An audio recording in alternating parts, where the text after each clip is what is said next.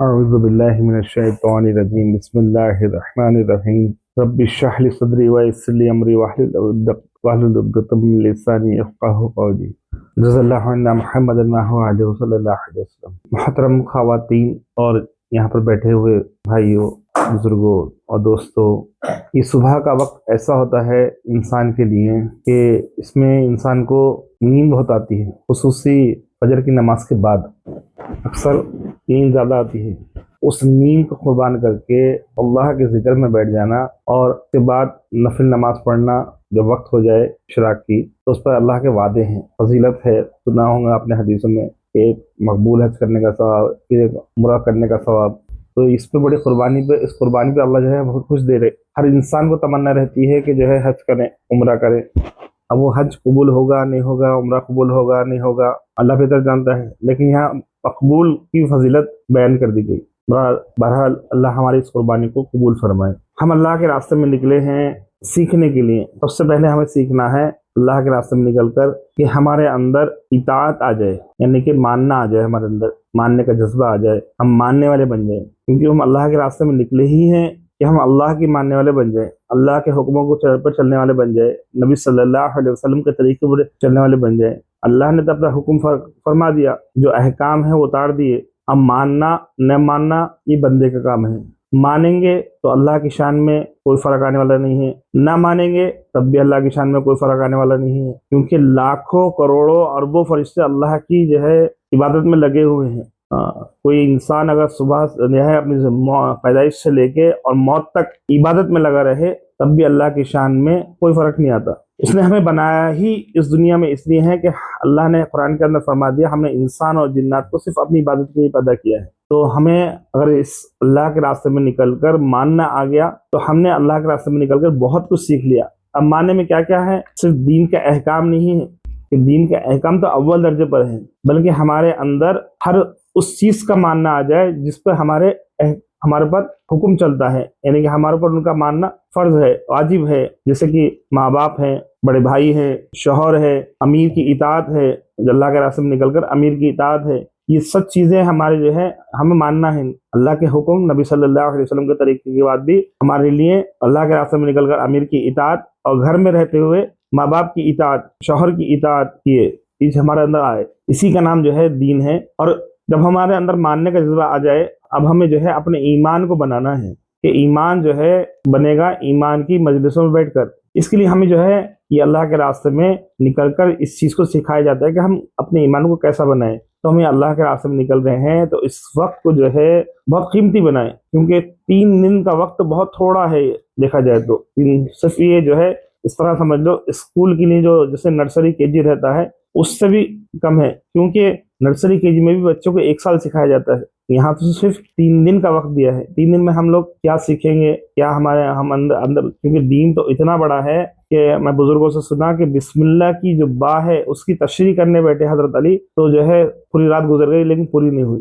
दीन तो इतना बड़ा है, तो हम तो जो है इतना दीन तो हम कम से कम सीख ले कि जो हमारी जरूरत का दीन हो, हमारा जो हमें जरूरत है। सबसे बड़ी जरूरत आज हमारे ईमान की इजाफा है, ईमान का इजाफा, जो हमारे ईमान में इजाफा हो जाए। हमें जो ईमान दिया गया है वो सिर्फ ऐसा है जैसे कि नर्सरी में जब पौधा दिया जाता है ना, झाड़ छोटा सा, तो इस तरह हमें जो है तोहफे में ईमान दे दिया गया है। अब उसकी हिफाजत करना, कि जब तक वो जो है मजबूत ना हो जाए, उसकी हिफाजत करना हमारे जिम्मे है। हम और आप सभी जानते हैं, देखो जब नर्सरी का कोई झाड़ लगाया जाता है, कहीं से हम लेकर आते हैं नर्सरी से, तो उसकी हिफाजत की जाती है कब तक, जब तक कि वो मजबूत ना हो जाए। जब वो मजबूत हो जाता है तो फिर उसकी परवाह नहीं की जाती, क्योंकि वो खुद मुख्तार हो जाता है, अपनी जरूरतें पूरी कर लेता है। लेकिन ईमान में ऐसा नहीं है। ईमान की जो परवाह है वो हमेशा मौत तक करना है, क्योंकि झाड़ के पीछे कोई उसका दुश्मन नहीं है, लेकिन हमारे ईमान के पीछे वो शैतान दुश्मन है, जो हमेशा इस ताक में बैठा है कि हमारे ईमान को कमजोर करे और हमारा खात्मा बगैर ईमान के इस दुनिया से हो जाए। तो हमें अपने ईमान की इस तरह हिफाजत करना है जैसे इंसान बर्फ की हिफाजत करता है। बर्फ जो है घुलने नहीं देता, क्योंकि बर्फ उसकी जरूरत है, अगर बर्फ घुल जाएगा तो उसकी जरूरत पूरी नहीं होगी। तो इसी तरह हमें ईमान जो दिया गया है ये हमारी जरूरत है, इसको बचा कर लेके जाना भी हमारी जरूरत है। अगर हम इसको जो है ऐसे छोड़ देंगे, फिर हमारी जो है जरूरत पूरी नहीं होगी जो हमें अल्लाह के सामने पेश करना है, क्योंकि अल्लाह का मुतालबा है कि तुम दुनिया से राई के दाने के बराबर भी अगर ईमान बचा कर लेकर आए तो मैं दुनिया से 10 गुना बड़ी जन्नत का वादा कर रहा हूँ। अब ईमान का जो मुतालबा किया गया है, राई का दाना, खवातीन तो बहुत अच्छी तरीके से जानती हैं राई का दाना कितना रहता है। अब मर्द हजरात तो जो है अल्लाह के रास्ते में निकलते हैं, जिनको आता है पकाना उनको भी मालूम हो जाता है, जिनको नहीं आता, ये जो कुकिंग या किचन में कभी नहीं गए उनको नहीं मालूम राई का दाना कितना होता है। फिर भी मैं बता देता हूँ, मच्छर का जो साइज रहता है उससे भी कम रहता है राई का दाना। तो उतने ईमान बचा कर ले जाने पर अल्लाह का वादा है कि दुनिया से 10 गुना बड़ी जन्नत का वादा है। आज इंसान 100 गज के मकान बनाने में सारी जिंदगी लगा दे रहा है, लेकिन ईमान को छोड़कर जिंदगी गुजार रहा है। अब जो ईमान का मुतालबा किया गया है हमसे, अब हम उसको जांचना भी कि हमारे अंदर जो ईमान है वो किस नहज पर है, किस लेवल पर है। हमारे ईमान को जो हमसे जो मुतालबा किया गया, क्या उतना भी हमारे अंदर है। सिंपल सी एक हमेशा मैं अपनी मुज़ाकरे में बात लाता हूँ कि हम अपने ईमान को किस तरह जांचे। बीपी अप डाउन हुआ तो जाके डॉक्टर के पास कर सकते हैं, शुगर भी अप डाउन हुआ तो जो है डॉक्टर के पास जाके चेक करा सकते हैं।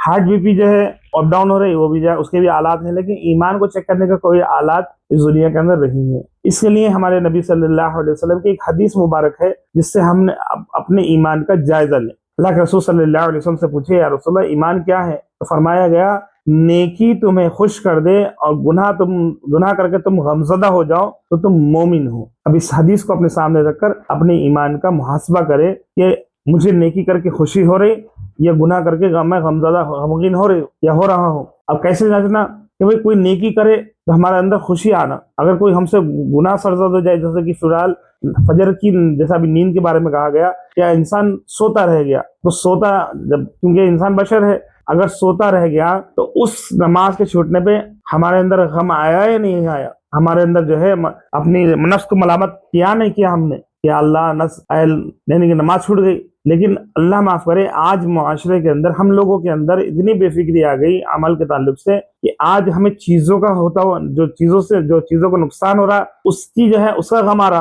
मिसाल के तौर पर अगर मैं सुबह से शाम तक 500 रुपये कमाया मेहनत करके और वो शाम को गुम जाए तो उसकी मलामत अगले दिन तक, यानी कि उसका जो गम है वो अगले दिन तक रहेगा कि पूरे दिन की मेहनत जाया हो गई। लेकिन यहाँ नमाज जैसा अमल छूट गया उसका गम हमारे अंदर नहीं आता। दूध के उबलने का गम सारी फैमिली को आता है। अगर चूल्हे पर जो है रखा हुआ दूध उबलने लगे तो जिसकी नजर पड़ती है उसकी चीख निकलती है, लेकिन अफसोस नमाज के छूटने पर चीख नहीं निकलती। जबकि साहबा का तो यही मामला था कि अमल के छूट जाने पर गमगीन हो जाते थे, बल्कि जब अल्लाह की तरफ से हुक्म आता था तो गमगीन हो जाते थे कि अब अल्लाह की तरफ से बुलावा आ गया। बहरहाल ये कुछ बातें ईमान के ताल्लुक से रहें ताकि हमारे अंदर ईमान की अहमियत आए।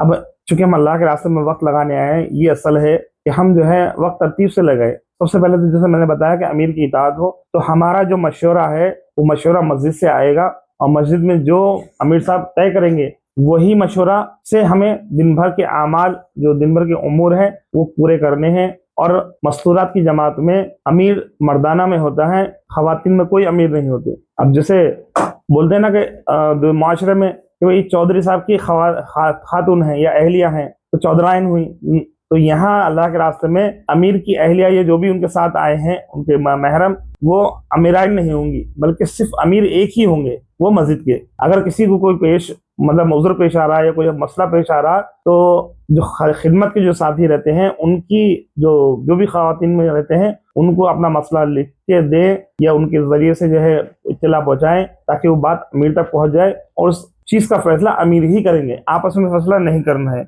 इस चीज का ख्याल रखें कि खवातीन में आपसी मशवरा ना हो कि हम ऐसा नहीं, जैसे मिसाल के तौर पर किसी खातून की तालीम तय हो गई कि ये करेंगे और उनको कोई मसला पेश आया, कोई तबीयत खराब हो गई या कुछ भी ऐसा मसला पेश आया तो जो है आपस में फैसला कर लिया, ये ना हो, बल्कि मस्जिद को जो है खबर पहुंचाए ये ऐसा बात हो गई, अब कौन करना तालीम। तो इसमें क्या होगा, हमारे अंदर मानने का जज्बा पैदा होगा कि हर बात को पूछ कर करेंगे अमीर से, तो इसकी अहमियत ज्यादा है। उसके बाद जो है अब जो पर्ची आ गई है उस पर्ची में देखें कि किसके क्या उमूर तय हुए हैं। सबसे पहले सुबह में जो है वो तालीम होती है, जो है 40 मिनट यानी कि 2 घंटे दिए जाते हैं, उसको 3 जगह डिवाइड किया जाता है। 40-40 मिनट की जो है उमूर होते हैं। उस 40 मिनट में हम पहले तालीम कर लें। तालीम जो है मस्तूरात की जो जमात की खवातीन उनके लिए है। अगर बाहर की कोई खातून आ जाए उस वक्त, क्योंकि अक्सर जमातों में ऐसा होता है कि नई खवातीन आ जाती हैं जिनको मालूम पड़ जाता है, वो टाइम नहीं देखते, उनको जो है तरतीब नहीं मालूम रहती,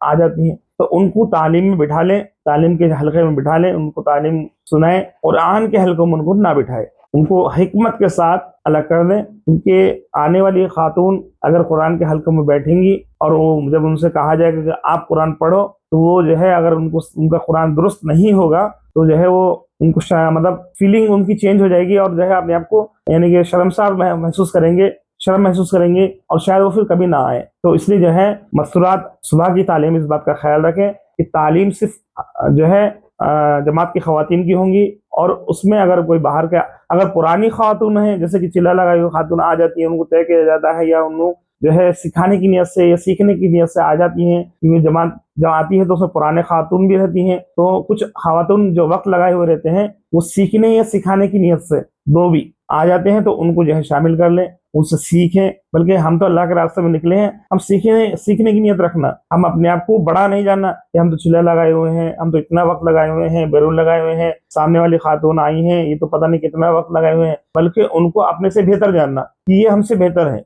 तो इस तरह जो है सुबह की तालीम में, सुबह जो है पहली जो उम्र है वो तालीम है। उसके बाद जो है कुरान के हलके हैं। कुरान के हलकों में जो है जिनको सबसे बेहतर कुरान आता है वो मुजा जो है एक एक आयत को जो है हर किसी से दोहराए। अगर किसी की कोई गलती है तो उस गलती पर उनको पकड़ने का मतलब क्या है, ऐसे नहीं कि आपका कुरान है कुछ बातें कहें, बल्कि इस तरह उनको समझाएं कि देखो यहाँ पर ये नहीं है, ये पढ़ना है, इस पर यहाँ पर आपकी गलती है, इसको सही करें, दुरुस्त करें। उनकी कुरान यानी कि उनकी आयत या कुरान को जो है सूरह को सुनकर खामोशी अख्तियार ना करें कि शायद इनको बुरा लग जाए। बुरा नहीं लगेगा, अल्लाह के रास्ते में हम निकले हैं, हम सीखने के लिए निकले हैं। अगर किसी का कुरान दुरुस्त नहीं है तो इस बात को जो है बुरा फील ना करें कि देखो मेरे कुरान में गलतियां निकाल रहे हैं, क्योंकि गलती हर इंसान से हो जाती है, उफ़ाज़ से भी हो जाती है, उलमाओं से भी हो जाती है, क्योंकि इंसान इतनी बड़ी कुरान है, कहीं ना कहीं इंसान से पढ़ने में गलती हो ही जाती है। लेकिन हमारी जो गलतियां हैं वो तजवीद के ताल्लुक से है। उलमा की जो गलतियां रहती हैं, हफ़ाज़ की जो गलती रहती है, वो कहीं ना कहीं भूल जाते हैं। बस उनकी ऐसा नहीं है कि वो गलत पढ़ते हैं, भूल जाते हैं, कोई लोग जो है कहीं ऐसा पढ़ने में तो वो याद दिलाया जाता है उनको। तो अल्लाह के रास्ते में जब निकले हैं, कुरान के हलकों में इस बात का ख्याल रखें कि कुरान जो है अगर किसी की गलती आ रही है और उस जानने वाले को ये मालूम हो जाए कि हाँ ये कुरान में यहाँ इन्होंने गलती कर रहे हैं, तो उसको दुरुस्त कराए।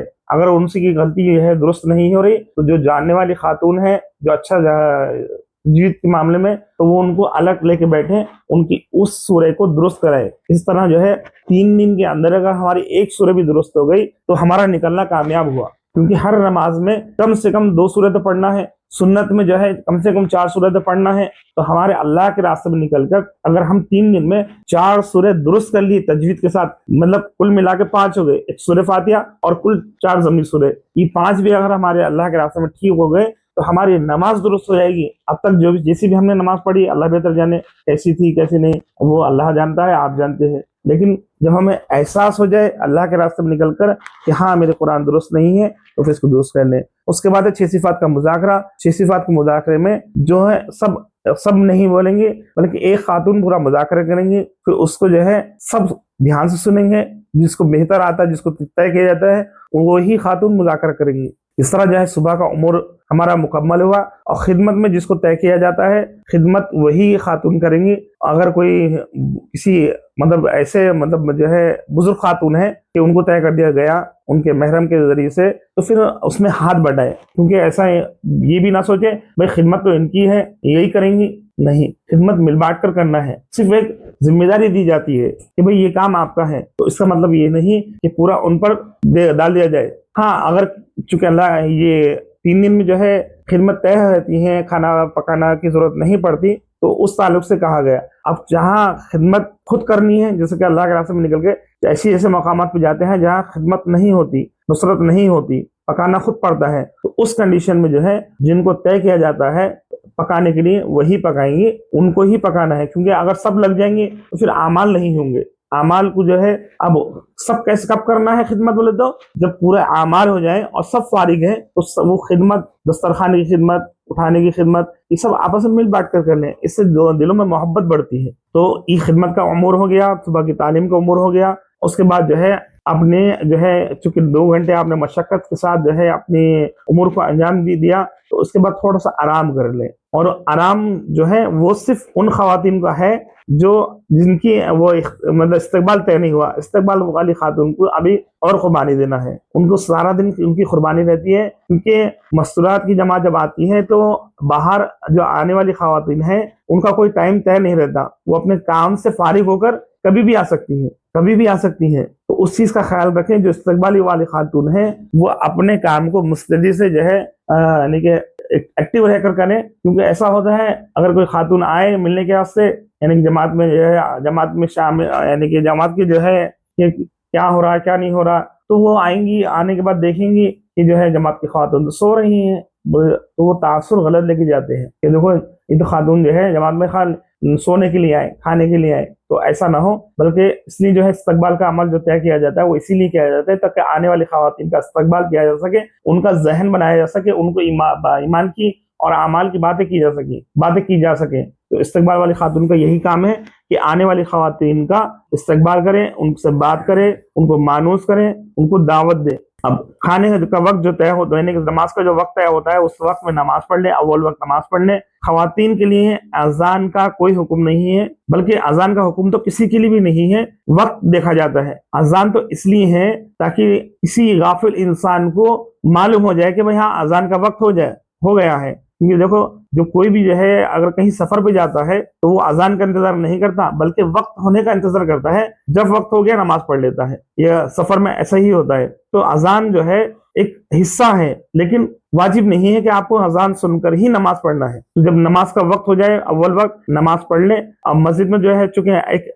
नज़म बना हुआ है कि अजान के बाद ही नमाज होगी, वहाँ एक तरतीब बनी हुई है, लोगों के जमा होने का एक तरतीब है कि लोगों को बुलाया जाए जमात के तरतीब में, तो वहां पर अजान का इंतजार किया जाता है। उसमें भी अगर कोई मुसाफिर है जिसको जमात से नमाज नहीं पढ़ना है, उसको कहीं जाना है सफर पर, कहीं उसको बहुत मुश्किल है या ऑफिस टाइमिंग है, तो वो लोग भी क्या करते हैं कि जो है खुद की नमाज पढ़ के चले जाते हैं। उनकी मजबूरी है, क्योंकि असल नमाज पढ़ना है कि भाई जो है किसी की कोई ऑफिस में जॉब है, उसको 15 मिनट दिए गए, भाई आप 15 मिनट्स में आप लंच कर लीजिए, नमाज पढ़ लीजिए, क्या करना है कर लीजिए। ऐसा कहीं होता है तो बेचारा कम से कम जो है अपने लंच वो 15 मिनट में वो लंच और नमाज पढ़ लिया तो वो उसके लिए काफी है, कम से कम नमाज तो नहीं छूटेगी। तो इसलिए जो है अव्वल वक्त में नमाज पढ़े, फिर उसके बाद जो खाने का जो वक्त है उस खाने के वक्त को अपनी तरतीब पे ना करें। अपनी तरतीब क्या है कि भाई हम घर पे तो हम जो है 3 बजे खाते, 2 बजे खाते, क्योंकि हैदराबाद का जो टाइमिंग है उस लिहाज से बता रहा हूं मैं कि देरी से खाने का जो है रिवाज है। तो उस रिवाज को इस अल्लाह के रास्ते में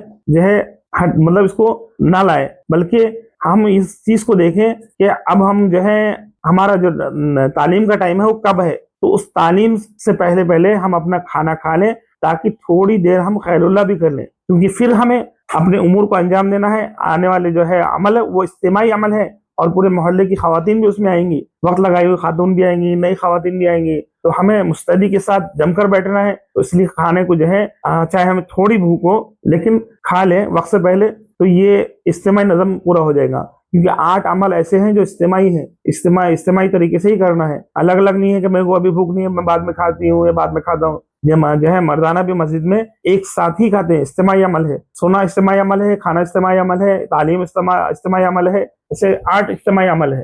तो इस तरह जो है दोपहर का खाना हो गया। अब जो है दोपहर की जो तालीम होगी उस तालीम में अपने आप को एक्टिव रखें। जो वक्त दिया जाए, जैसे कि मिसाल के तौर पर मुकामी जो है तौर पे नमाज को देखते हुए जो है तालीम तय की जाती है। जैसे कि नमाज अगर 5 बजे है तो उसी हिसाब से जो है तालीम तय की जाती है, क्योंकि और मोहल्ले में जो गश्त की जाती है उसी हिसाब से तालीम तय की जाती है। तो मशवरे में जो तालीम का वक्त दिया जाता है मशवरे से, वो वहाँ की नौयत के हिसाब से दिया जाता है, तो उसको आगे पीछे नहीं करना है, बल्कि उससे 5 मिनट पहले या 10 मिनट पहले अपने आप को जो है अल्लाह के सामने आजिज बनाकर 2 रकात नमाज पढ़ें और फिर वक्त पर जिनकी तालीम तय है वो तालीम लेकर बैठ जाए। जब सब खवातीन वक्त पे आ जाए, आधे घंटे जो है तालीम होती है, उसके बाद मुज़ाकरा होता है। दोपहर की तालीम में जो ज्यादा बेहतर तरीके से पढ़ने वाली खातून रहती हैं उनको ही तालीम तय की जाती है।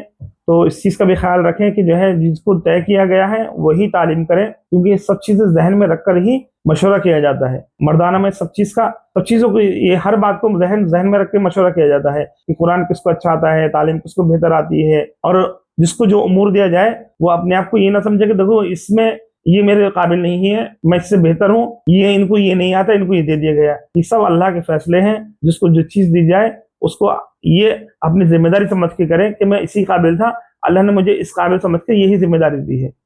तो बहरहाल आधे घंटे तालीम होगी, और तालीम में जो है इस तरह पढ़े कि हर आने वाली खातून को बात अच्छी तरीके से समझ में आ जाए। अखबार की तरह ना पढ़े, किताब की तरह ना पढ़े, बल्कि ठहर ठहर कर इस तरह रुक रुक कर कि अल्फाज की सही अदायगी हो जाए। कि पढ़ने का तरीका ऐसा ना हो, जैसे मैं हदीस पढ़ के सुनाया था कि नबी करीम सल्लल्लाहु अलैहि वसल्लम ने फरमाया कि नमाज दीन का सुतून है, जो है जिसने नमाज पढ़ी, इस तरह मतलब स्पीड ना हो, लो स्पीड, यानी कि एकदम लो थीम हो कि बात सामने वाले को समझ में आ जाए। हम पढ़ रहे हैं, वो हमारे को समझ में आएगी क्योंकि हम पढ़ रहे हैं, हमारी बात दूसरों को समझ में आना ये असल है। तो इस तरह जो है तालीम को इस तरह पढ़ें जिससे स्कूल में टीचर पढ़ाते हैं कि बात, और समझाना भी नहीं है कि हम हर हदीस की तशरीह कर जो है समझाएं। जैसा यहाँ बात आई कि टीचर तो समझाते हैं स्टूडेंट को, तो यहाँ पर हमें समझाना नहीं है हर हदीस को, बल्कि हम सिर्फ ठहर के पढ़ना है, अच्छी तरीके से पढ़ना है, ताकि अच्छे उसको जो सुन रहे हैं उनको अच्छी तरीके से समझ में आ जाए।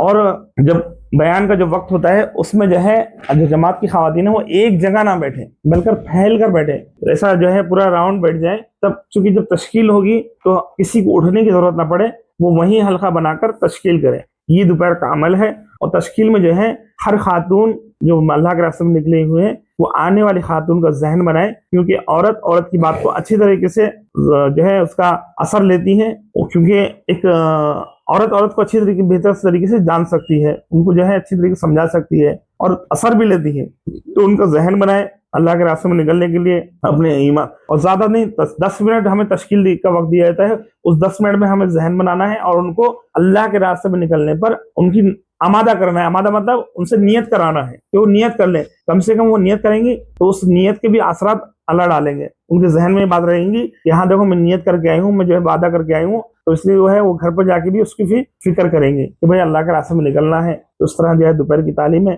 उसके बाद जो है अभी हमारी दोपहर की तालीम हो जाएगी, तो उसके बाद असर की जो नमाज अदा कर ले। असर के बाद कोई इज्तिमाई अमल नहीं है, हर खातून अपने इनफरादी अमल कर ले। इनफरादी अमल में जो है अब 40 दिन में जो है जो बड़ी यानी कि 10 दिन और 40 दिन में इनफरादी अमल ये होते हैं कि हमारी जो जरूरियात है, यानी कि कपड़े वगैरह हैं या कुछ ऐसा, वो इनफरादी अमल में कराते हैं। या किसी को कोई काम नहीं है तो जिक्र कर ले, ये भी इनफरादी अमल है, तो ये पूरे कर ले। मगरिब के बाद फिर इज्तिमाई अमल ये है कि एक उमूर तय किया जाता है, उस पर मुज़ाकरा होता है। उस उमूर में जो या तो जो बाहर की खातून रहती हैं, यानी कि मुकामी जो बेहतर है, उनको तय किया जाता है। जो भी एक्सरसाइज जिनको भी तय किया गया वो आती हैं, वो भी बेचारे अपना काम छोड़कर फिक्र से आती हैं, तो जो है इसलिए वो भी इज्तिमाई अमल है। उस इज्तिमाई अमल में बैठे और उनसे कुछ सीखें। उनसे मैंने इससे पहले भी कहा कि हमें सीखना है, हमें बेहतर आता है तब भी हमें सीखना है। एक अल्लाह वालों के बारे में आता है, बहुत बड़े आलिम थे, लेकिन वीजा उनका क्या पासपोर्ट में क्या लिखाते थे उन्होंने, स्टूडेंट, कि मैं तालिब इल्म हूं। हालांकि वक्त के बड़े आलिम थे। तो हमारी नियत सीखने की रहना। अगर सिखाने वाले में जो मुज़ाकरा कर रहा है उनमें अगर कोई कमी बेशी है, यानी कि अगर उनके मुज़ाकरे में कोई कमी बेशी आपको नजर आए तो टोके नहीं टोकना, बल्कि उसको अपने तरीके से उसको जानने वाले से ठीक करा लेना, क्योंकि टोकना भी जो है इंसान को इज्जत देता है। हाँ, तो इस तरह जो है मगरिब के अमाल है। अभी मगरिब के अमाल जो हुए हैं इसका मुज़ाकरा फिर हमें फजर में या बाद में करना है, क्योंकि जो सीखा है उसका हम जब तक मुज़ाकरा नहीं करेंगे वो हमारे अंदर नहीं आएगा। उसका फिर भाई मुज़ाकरा उन्होंने बता दिया और हमने सुन लिया तो ये काफी नहीं है, फिर बाद में फिर उसका मुज़ाकरा करना है कि आने वाली खातून ने क्या क्या हमसे मुज़ाकरा किया था, क्या क्या बातें हमें आपस में बताई थी, उसका आपस में मुज़ाकरा करना। क्योंकि हर बात हर किसी को याद नहीं रहती, हर एक बात हर किसी को याद रहती है, तो उसको दोहराए ताकि उस चीज मजबूत हो जाए। इस तरह जो है या मगरिब का अमाल भी हो गया, और जो है फिर रात के वक्त का खाना जो है वो भी जल्द से जल्द खा ले। जिससे कि बताया कि हमें अपनी तरतीब पर नहीं खाना है, बल्कि जो जमात की जो तरतीब है, उस घर की जो तरतीब है उसके हिसाब से चलना है। क्योंकि हो सकता है उस घर के घर वाले जल्दी सोते हो, उनको जल्दी सोने का एहतमाम हो, तो हम अपने जो है चूंकि अक्सर हमारे बड़ों से सुना है कि भाई मसूरत में मीटिंग्स बहुत चलती है, और जब मीटिंग चलती है तो उस मीटिंग में एक और आके मखलूक बैठ जाती है, वो है शैतान। वो क्या कराता है, हमारे आमाल को ज़ाया कराता है। तो इसलिए जो है जब रात का खाना जो आ जाए तो मीटिंग्स ना लगाएं, बल्कि खाकर जल्दी सोने का एहतमाम करें, और जो रात के आमाल हैं पढ़ने के वो उसको पूरा करें। और इस तरह अपने वक्त को कीमती बनाएं। और रात में जो तहज्जुद का वक्त जो दे दिया जाता है, उस तहज्जुद के वक्त में कोशिश करें कि तहज्जुद पढ़ने की, अल्लाह से मांगे। अगर किसी को उठने की जो है यानी कि मुश्किल है कि हाँ उनको यकीन है कि मैं नहीं उठ पाऊंगी या नहीं उठ पाऊंगा, तो किसी उठने वाले से जो है कह दें कि भाई जब आप रात में तहज्जुद के लिए उठें तो मुझे भी उठा दें ताकि मेरी भी तहज्जुद हो जाए। अगर कोई नहीं उठ रहा तो उनको जबरदस्ती ना उठाए, अगर वो बोल कर नहीं सोए तो उनको जबरदस्ती ना उठाए, बल्कि और जो उठने वाली खातून हैं वो भी रात में जब उठती हैं या जो भी उठते हैं मर्द अहबाब, तो उस वक्त ये दिल में ख्याल आता है हर इंसान के, तकरीबन शैतान की तरफ से आता है कि देखो सब जो है सो रहे हैं, जो है मैं पढ़ रहा हूँ या मैं पढ़ रही हूँ। ये ख्याल आना हमारे आमाल को जाया कर देता है, बल्कि उस वक्त अपने नीयत को इस तरह तब्दील करना कि देखो सब मुझसे पहले पढ़ के सो गए, मैं ही आखिर में उठा हूँ, मैं ही जो है सबसे ज्यादा लेजी हूँ, जो कि मैं ही ताखिर से उठा हूँ, सब मुझसे पहले पढ़ के सो गए। क्योंकि तहज्जुद के बाद सोना भी एक सुन्नत अमल है। आप सल्लल्लाहु अलैहि वसल्लम तहज्जुद पढ़कर फिर एक नींद पूरी करते थे। तो इस तरह जो है हमारा आमाल को पूरा करना है कि अल्लाह हमें जो है बेहतर वक्त लगाने वाले बना दे, ताकि हम अपने आमाल बेहतर कर लें, दुरुस्त कर लें, अपने ईमान आमाल को दुरुस्त कर लें। इस तरह हमें अपने वक्त को जो है कीमती बनाना है। अल्लाह हम सबको कहने सुनने ज्यादा अमल करने की तौफीक अता फरमाए।